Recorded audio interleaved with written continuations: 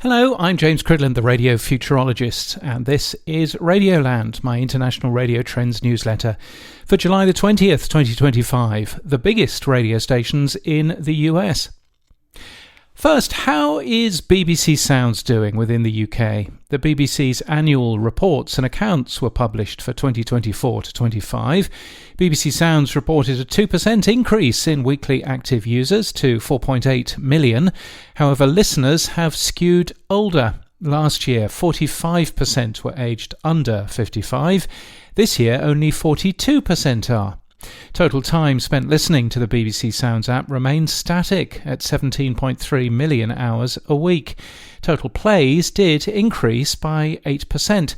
61% of those plays are for live radio. And the BBC report also helpfully splits down BBC Sounds plays for live speech, live music, on-demand speech and on-demand music. You'll find those linked from the address you'll find in the show notes.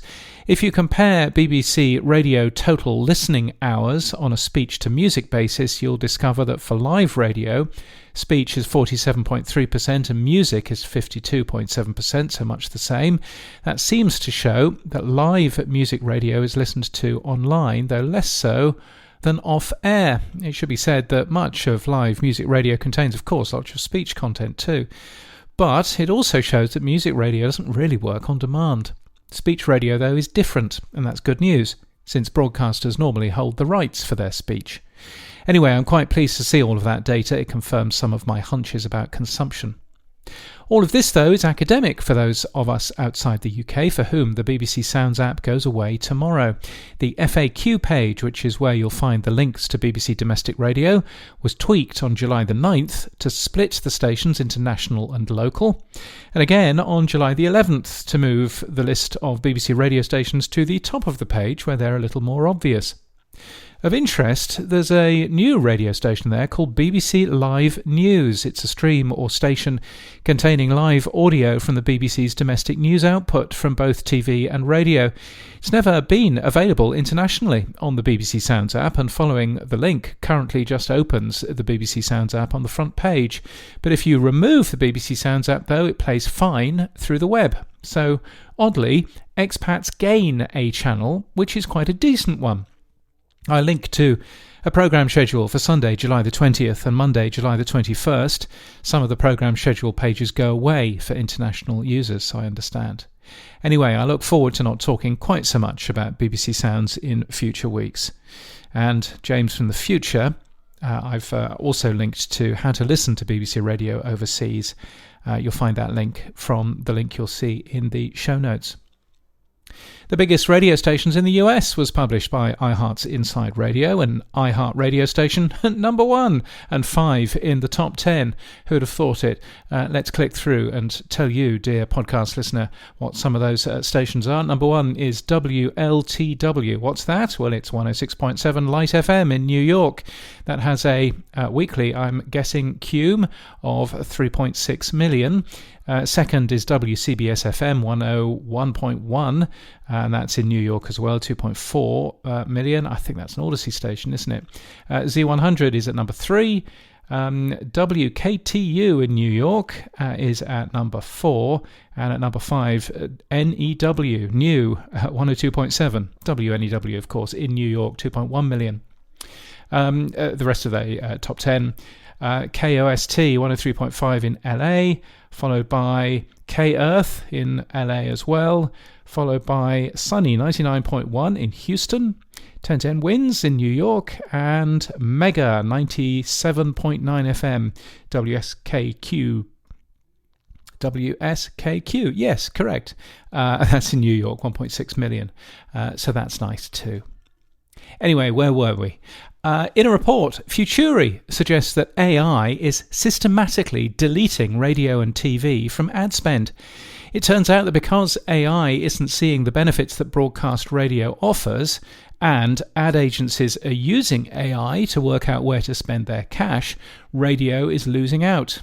One way, Radio Info Australia says, is to flood the zone with case studies. I linked to a great YouTube video this week if you're a fan of radio studios and engineering. Radio 2's old studios in Wogan House and how the BBC moved the station to the new broadcasting house with not that much time. It's video from Radio TechCon, the UK radio and audio industry's technical and engineering conference. AI Ashley launched in July 2023, possibly the first AI-voiced radio talent on KBFF in Portland using Futuri's technology. Phil Becker takes a look back at what people said at the time and how it's gone since in an article I link to. In a week where it would seem media companies would do anything to avoid annoying the government, some good news in a post from Global Radio's Vicky Etchells, which I linked to, highlighting the hard work that Global Radio did to tell an important story that the UK government didn't want telling, to the point of taking a super injunction out against the broadcaster. Many broadcasters would just have folded, and some might even have got rid of the troublesome journalist. But Global didn't, and good for them. How much do you know about what your listeners are actually doing at certain times of the day? I linked to a video from Chris Spargo, which is worth a watch for people in the UK, using census data to show when people wake up, go to work, and more. One interesting stat in there is that 4 million people have an alarm set to 6 a.m. Imagine if they all used a Google smart speaker to stream the radio, as we all do. Westwood One share research about visual advertising in radio. Yes, visual advertising in radio. Very helpful data to help get the most out of web players, apps, and even in-car dashboards. And Radioland, this newsletter, isn't where I talk about podcasting. That's Pod News, which isn't this newsletter. But over there, I talk about the need for the podcast industry to consider using time spent listening as their primary metric to show how successful the industry is. It's a metric that should continue to increase. It's directly connected to revenues, and it shows the size of the industry. The total time spent figure in the US is 773 million hours a week. In the UK, Midas informs me it's 111 million hours a week. And letters, we've got letters. Oh yes, talking about universal radios, which of course I've been talking quite a lot about recently. Radioland reader John writes from the US about my universal radio idea and says, a better idea, in my opinion, would be for those regulating the radio industry to settle on one digital standard for all, be that DAB+, DRM, etc., rather than leave it to the inmates to run the asylum. Then manufacturers would know what kind of radio to build, for one thing.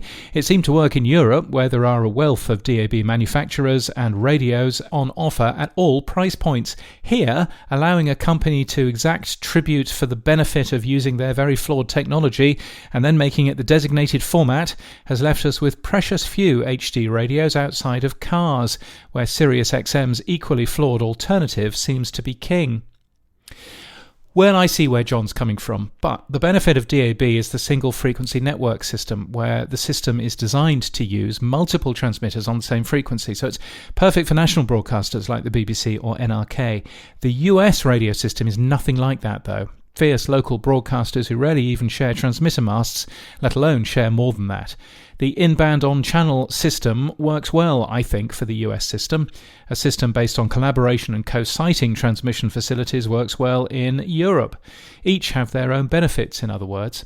But there's no doubt that the European experience of all companies adopting DAB to greater or lesser degrees, then making it easier for auto manufacturers to know what to manufacture, has been a significant benefit for the radio industry. Radioland reader William writes from the UK. He says, so, is this thing going to have plenty of single-button presets? I think this is probably what I like most about my Pure Tempus 1S, which incidentally can't be upgraded to DAB+, and my Pocket Roberts Sports DAB5. Being able to just feel for the buttons without even needing to look at the radio, never mind use a touchscreen or rely on speech recognition, whether in bed, out and about, or whatever, and the minimum latency. That and radio that works in the old-fashioned way and doesn't need the internet. Also, I think that you ought to make sure that it's got a swappable lithium battery pack, or can just take AAs, so either way people can carry spares.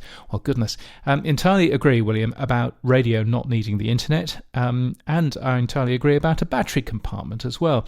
The data that I've got, the receiver that I've got, which is called an XH data receiver, and that's got a swappable lithium battery inside it. It charges using USB-C. I think that works quite nicely. In terms of presets, the last time I asked Rayjar how many radio stations most normal people listen to, I seem to remember the answer being something like 4. But if you assume that a travel radio has at least 10 numbered buttons to type in frequencies, I think we can assume at least 10 presets and possibly more. And one from Radio Land reader Paul, who writes from France, while I share your wish for a true world receiver, I doubt it'll ever come to market. Manufacturers could easily make one, but frankly, it's really not in their interest. And I'm not sure why, Paul. One device that sells everywhere? What's not to like? I'm speaking next at Podcast Movement in Dallas in Texas on August the 18th, and thank you to the many supporters of this, including Media Results, Creative Coach, that's Wade Kingsley of course, and Brunn Audio Consulting for your kind support. If you would like to support my work in any way, you can buy me a coffee. Become a member to give regularly, or just give a one-off coffee or 5. You can do that at buymeacoffee.com/James Cridland. I'm on Blue Sky and on Mastodon, and my website has more details about who I am, what I do, and whether I can help you further. That's at james.cridland.net. And until next time, keep listening.